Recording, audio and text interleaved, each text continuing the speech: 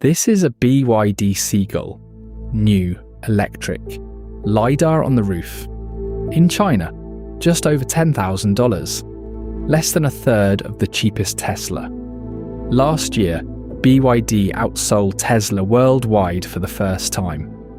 2.26 million electric cars to 1.64 million. In Europe, registrations rose 144% in 4 months, and by June, more cars than Tesla. On paper, the most complete industrial win in a generation. Except a car at that price isn't paid for by the buyer, and it wasn't paid for by BYD. If a car that cheap reaches your market, someone absorbed the difference. Who absorbs it now? 3 things. Why China can't stop building, who paid for the cuts, and the 2 lines where BYD's free money runs out. To understand who paid, start with a problem China built for itself. Picture a restaurant that fills every table, every night, by selling meals for less than they cost to make. From the street, it looks like the most successful place in town. It survives because of something you can't see from a table. It takes 9 months to pay the person who delivers the vegetables. And when it pays in vouchers they can only cash early, at a discount. Hold that picture. We come back to it. China's car industry can build 55.5 million vehicles a year. According to the Gasgoo Automotive Research Institute, as of 2024, it was running at just under half of that. China has twice the car factory it uses. And most of that idle metal isn't BYD's, it's petrol plants, at state-owned makers and foreign joint ventures. But a factory that can't stop is a factory that will sell at any price. The question is, who covers the difference? On the 23rd of May 2025, BYD cut the price of 22 models in a single day. The Han plug-in hybrid fell 34% to 102,800 yuan. Its shares dropped more than 8%.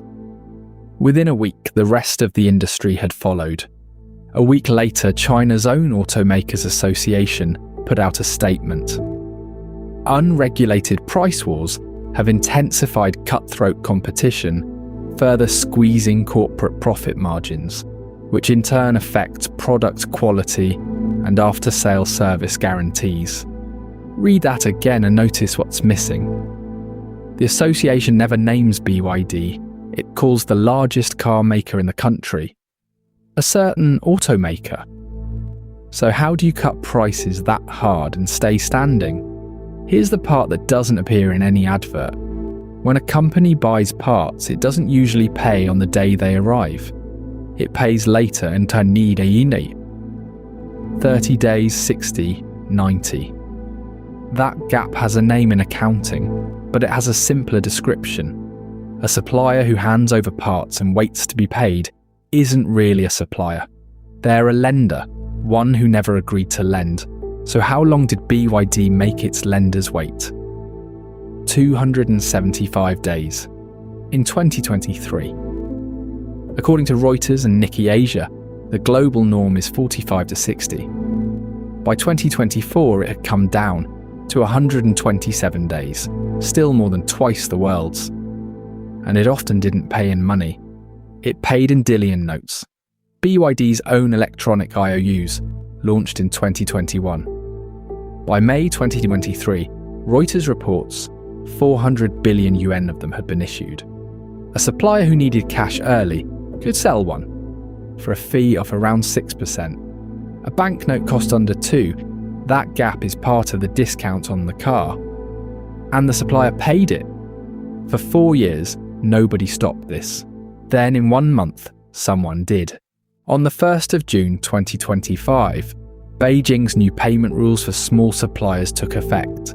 Large companies must pay within 60 days, and they cannot force suppliers to accept IOUs instead of money.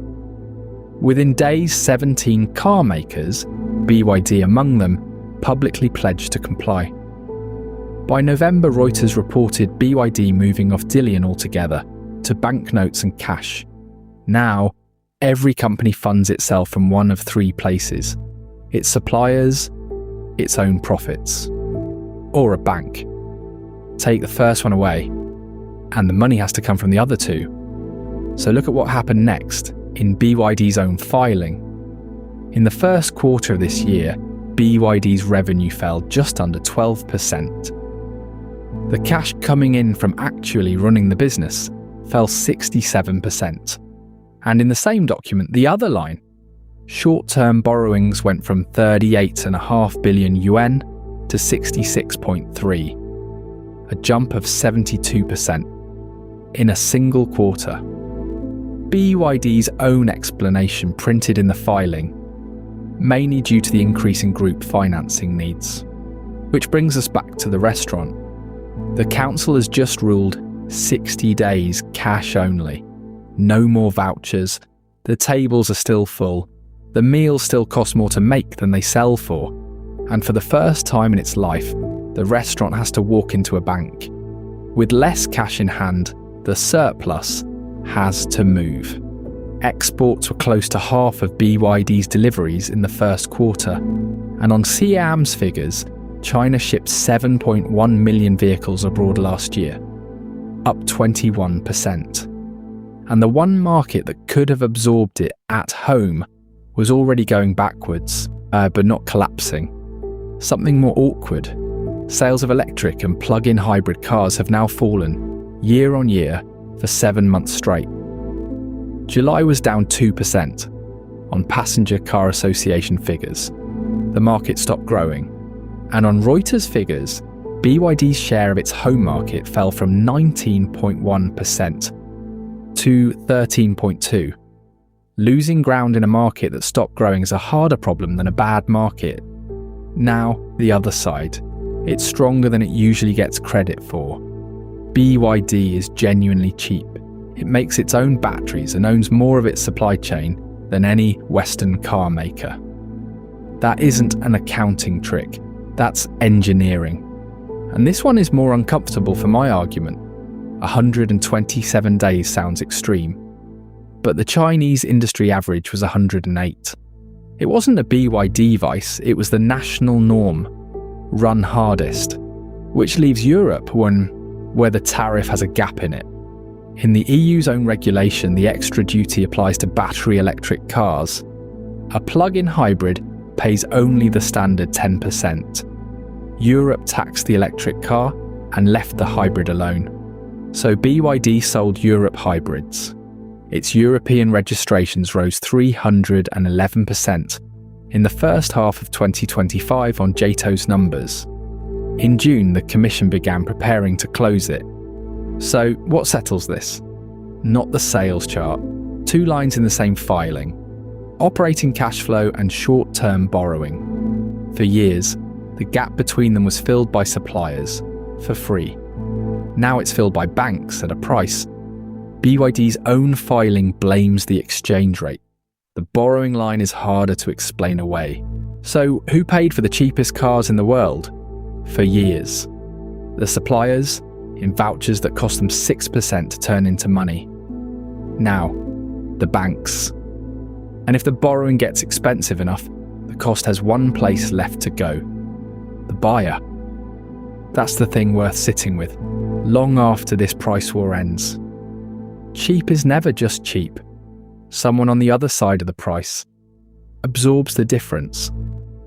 And when you can't see who, it's usually whoever had the least power to refuse. The downside was carried by people who never agreed to carry it. The upside belonged to one company. The moment those people got protected, the price had to change. So when the cheapest option in the world turns up in your market, do you take the deal or ask who funded it? Europe has answered that once already. On the 1st of July, the Commission cut duty-free steel imports by 47% and raised the tariff beyond it to 50%. Same overcapacity. Same wall. Different product. Cars were the first test. Steel is where it gets decided. That's next. That's China's car price war. In focus. I'll see you in the next one.